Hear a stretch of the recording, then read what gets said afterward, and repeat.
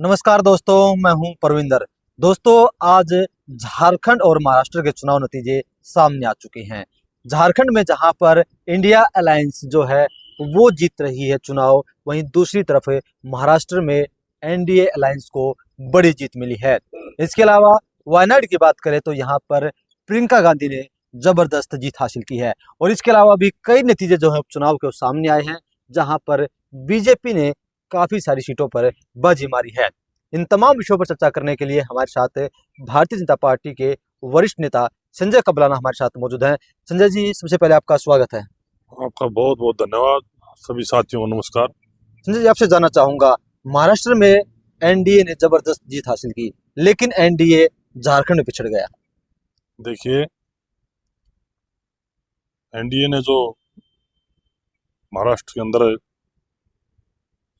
सरकार बनाने का काम किया, सभी को बहुत बहुत बधाई, शुभकामनाएं।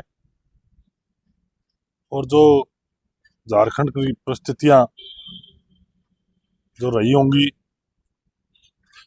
जिन्हीं कारणों के साथ पहले भी उनकी सरकार थी,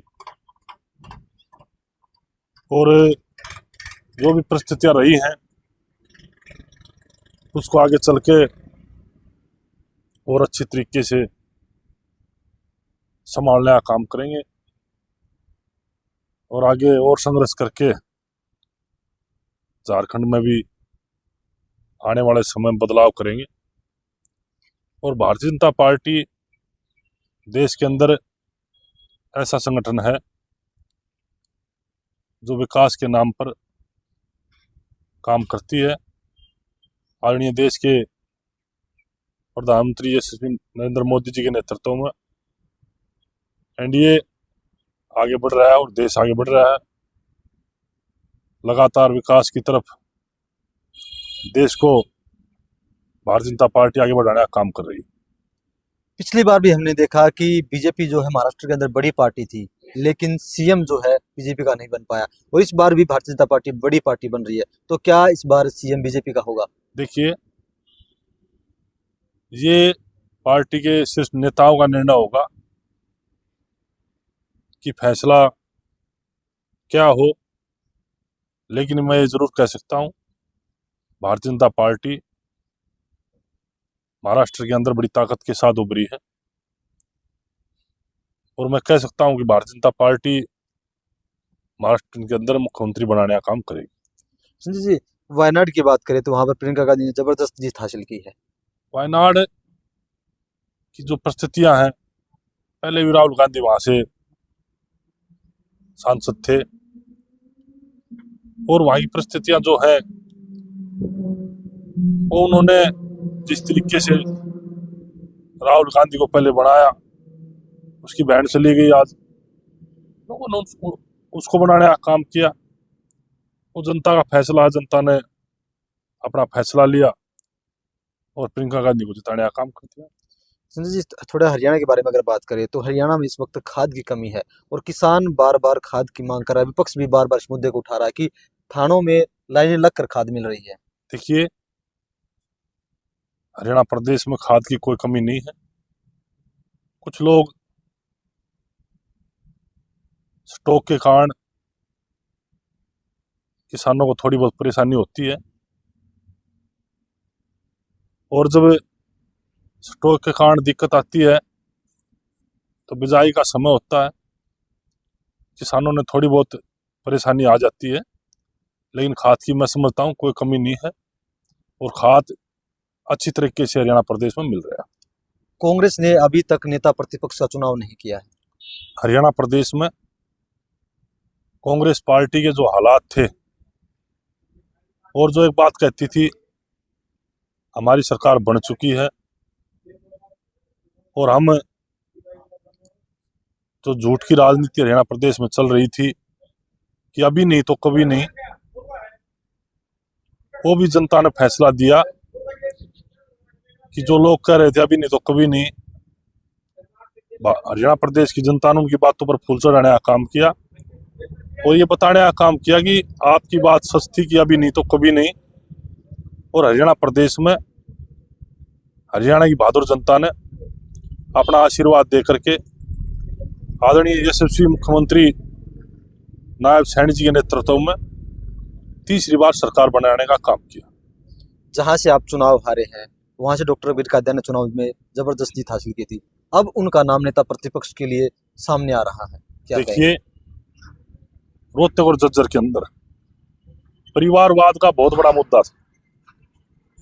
कभी चौधरी के नारे पे, कभी हार का बदला ले लो, इसी नारे को लेकर के परमानेंट कई साल से काम चल रहा था। एक परिवारवाद रोहतक झज्जर के अंदर बहुत बड़ा था और उस परिवारवाद को, उस गढ़ को तोड़ने के लिए हरियाणा प्रदेश की जनता ने फैसला लिया। और रही प्रतिपक्ष नेता की बात, जब कांग्रेस पार्टी विधानसभा सत्र चल लिया और अपना नेता नहीं चुन सकी, तो आज आप हालात देख सकते हो कांग्रेस पार्टी के हरियाणा प्रदेश में क्या है। और मैं ये कह सकता हूं कि जनता ने कांग्रेस पार्टी को हरियाणा प्रदेश में काटा मार दिया है और हरियाणा प्रदेश में कांग्रेस को बिल्कुल जनता नकार चुकी है। संजय जी, लेकिन कांग्रेस पार्टी तो ये कह रही है कि हरियाणा में जो है ईवीएम की वजह से हारे और वे इस मामले को लेकर हाई कोर्ट पहुंच चुके हैं। जब जब कांग्रेस हारती है तो ईवीएम का नाम लेकर पुकारती है, जब कांग्रेस जीतती है तो ईवीएम भी ठीक होती है और वो कहते हैं हम जीत गए। जब हार हो जाती है तो ईवीएम की खराबी बताते हैं। बेरी के अंदर कांग्रेस की जीत हुई, ईवीएम खराब नहीं थी। बादल के अंदर जीत हुई, ईवीएम खराब नहीं थी।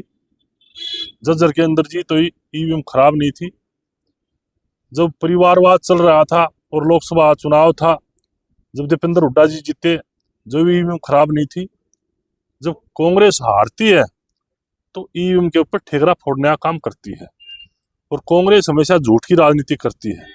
भारतीय जनता पार्टी ने जो वादे किए थे चुनाव के समय में, उनको धीरे धीरे करके पूरा करने का काम जिस तरीके से भारतीय जनता पार्टी करे, जिस तरीके से सरकार बनने पर आदरणीय नायब सैनी जी ने 25,000 युवाओं को बगैर पर्ची और बगैर खर्ची के शपथ लेते ही नौकरी देने का काम किया। इससे बड़ी बात हरियाणा प्रदेश में 36 बिरादरी की सरकार बनी, इससे बड़ी बात और कोई नहीं हो सकती जो नौजवानों को काबिलियत के आधार पर नौकरी देने का काम किया। संजय जी, आपने बेरी से चुनाव लड़ा था, अब बेरी का क्या होगा? क्या बेरी में विपक्ष का विधायक है? क्या वहां पर विकास के काम होंगे? देखिए, गाड़ी में चारों पहिए एक सार होने चाहिए, लेकिन कहीं ना कहीं बेरी हल्के लोगों ने आज कमी महसूस हो रही है इस चीज की कि हम भारतीय जनता पार्टी का विधायक बना लेते तो विकास और ज्यादा होता। बेरी की जनता को ये मैं आश्वासन दिला सकता हूं कि जो सरकार हमारी आज भारतीय जनता पार्टी हरियाणा प्रदेश में बनी है, जो विकास हम सरकार की तरफ से करा पाएंगे बेरी के अंदर, पूरा प्रयास करके, पूरी मेहनत करके बेरी का विकास कराने का काम करेंगे। तो सुना आपने संजय कबलाना का साफ तौर से यही कहना है कि बेरी के अंदर जो भी वो काम करा सकते हैं उस काम को कराएंगे। साथ ही साथ उन्होंने महाराष्ट्र में जीत पर जो है सभी देशवासियों को बधाई भी दी है। संजय जी, हमसे बातचीत करने के लिए आपका बहुत बहुत धन्यवाद। आपका भी बहुत बहुत धन्यवाद।